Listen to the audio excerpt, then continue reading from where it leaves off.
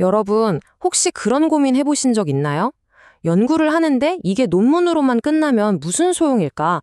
실제 세상에 도움이 되어야 진짜 의미 있는 거 아닐까? 네, 특히 응용학문 분야 연구자들이 늘 하는 고민입니다. 학문적으로도 깊이가 있으면서 동시에 현장에서 바로 써먹을 수 있는 살아있는 지식. 이 둘 사이의 간극, 이걸 어떻게 메울 수 있을까요? 오늘 그 멋진 다리가 되어줄 이야기의 힘에 대해 한번 제대로 파헤쳐 보겠습니다. 연구자들이 넘어야 할 허들이 꼭 두 개가 있다고들 해요. 이걸 이중 장애물이라고 부르는데요. 자, 한쪽에는 엄격성이라는 허들이 있습니다. 이건 뭐냐면 연구가 아주 체계적이고 정확한 방법론을 따르고 학문적인 기준을 딱 맞춰야 한다는 거죠.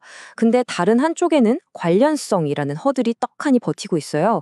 이건 현장에서 진짜 필요한 문제냐, 사람들의 실제 경험에 와닿느냐 하는 문제입니다. 이 두 마리 토끼를 다 잡아야 하는데 이게 정말 보통 일이 아니거든요. 그래서 오늘 우리가 어떤 순서로 이 문제를 풀어갈지 간단히 보여드릴게요.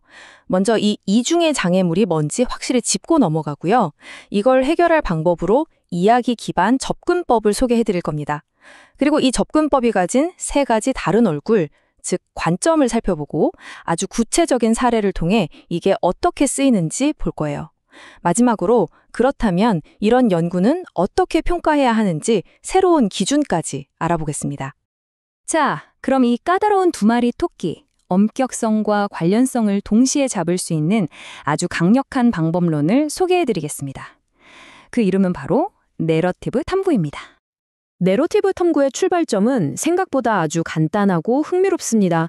뭐냐면요, 세상에 객관적으로 존재하는 정답은 없다고 보는 거예요.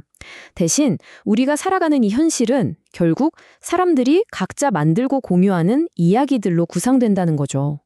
그러니까 세상을 제대로 이해하려면 그 이야기들에 귀를 기울여야 한다는 겁니다. 근데 이 내러티브 탐구라는 게 그냥 한 가지 방법만 있는 게 아닙니다. 이야기를 들여다보는 데 쓰는 렌즈가 여러 개 있거든요. 오늘은 그중에서 가장 대표적인 세 가지 얼굴, 세 가지 렌즈를 소개해 드릴게요. 자, 이 표를 한번 보세요. 세 가지 접근법이 한눈에 딱 들어오죠? 이야기를 그냥 생각을 표현하는 언어로 볼 건지, 아니면 그 자체로 유용한 지식으로 볼 건지, 혹은 더 깊은 의미를 담은 은유로 볼 건지에 따라서 연구의 목적 자체가 완전히 달라집니다. 그럼 첫 번째 렌즈부터 한번 자세히 들여다볼까요? 첫 번째 얼굴은 가장 직관적이에요. 이야기를 우리가 서로 소통하는 언어 그 자체로 보는 겁니다. 한번 생각해 보세요. 사람들은 왜 이야기를 할까요? 맞아요. 자신의 경험에 어떤 의미를 부여하고 그 의미를 다른 사람에게 전달하고 싶기 때문이죠. 그러니까 이 렌즈를 끼고 보면 이야기는 그 사람이 세상을 어떻게 보고 해석하는지를 들여다볼 수 있는 아주 투명한 창문 같은 거예요. 그래서 연구자는 이야기의 내용뿐만 아니라 이 사람은 왜 이런 단어를 썼을까, 왜 이런 순서로 이야기했을까 하는 구조까지 아주 꼼꼼하게 분석하게 됩니다. 이 접근법의 목표는 명확해요.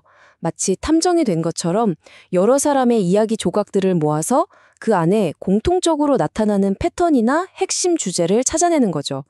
여기서 제일 중요한 건 뭘까요?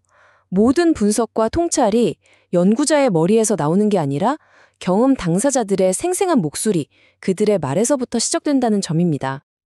그럼 이야기가 단순히 경험을 전달하는 걸로 끝일까요? 에이, 아니죠. 두 번째 접근법은 한 걸음 더 나아갑니다. 이야기 그 자체가 아주 실용적인 지식을 담고 있는 보물창고라고 보는 거예요. 이 관점은 우리가 이야기를 하면서 배우고 성장한다고 봐요.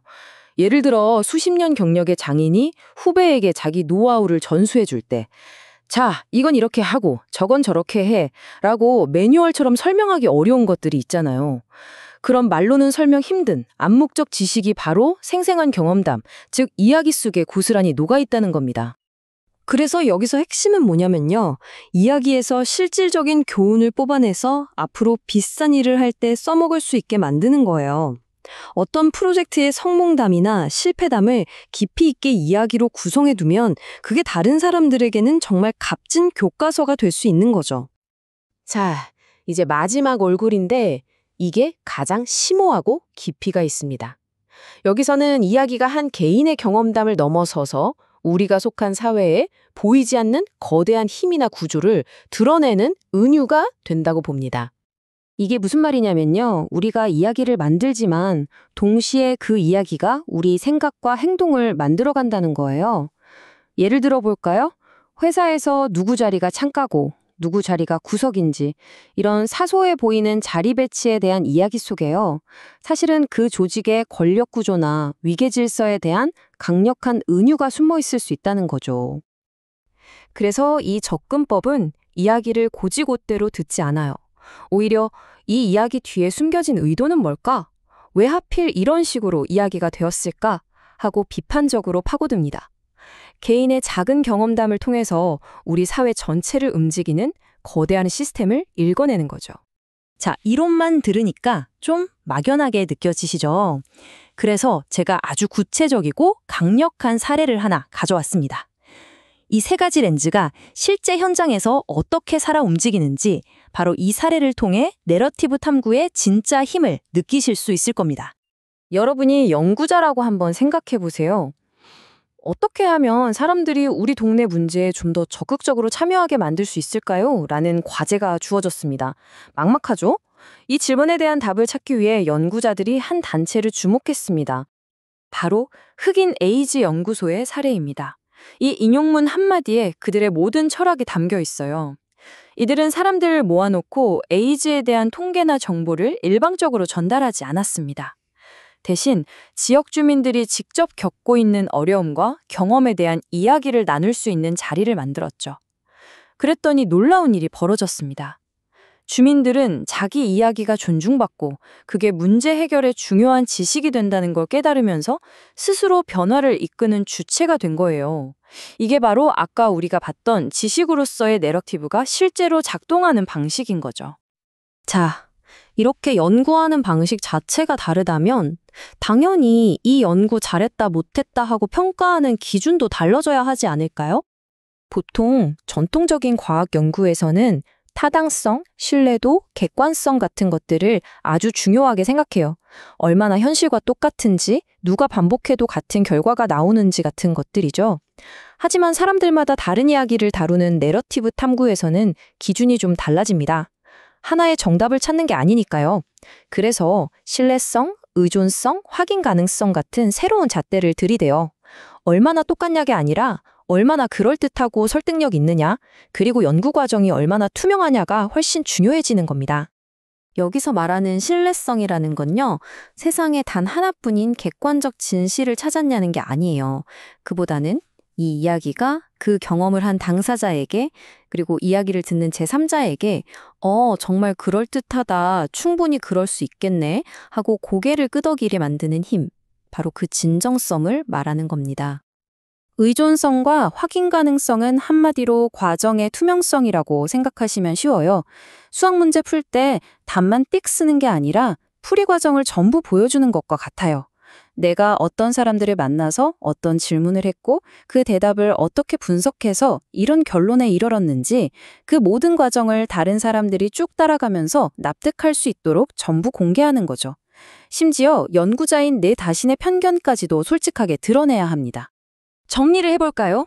결국 내러티브 탐구는 처음에 우리가 이야기했던 그 두 가지, 학문적인 엄격성과 현장의 관련성 사이를 이어주는 아주 튼튼하고 멋진 다리라고 할 수 있습니다. 이 다리 덕분에 우리는 차가운 데이터 더미가 아니라 사람의 온기가 느껴지는 살아있는 지식을 만들어낼 수 있는 거죠. 마지막으로 여러분께 이 질문을 던지면서 마무리하고 싶습니다.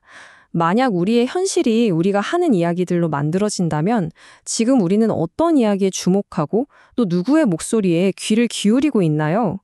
이건 비단 연구자만의 질문은 아닐 겁니다. 우리 모두가 함께 생각해봐야 할 문제가 아닐까요?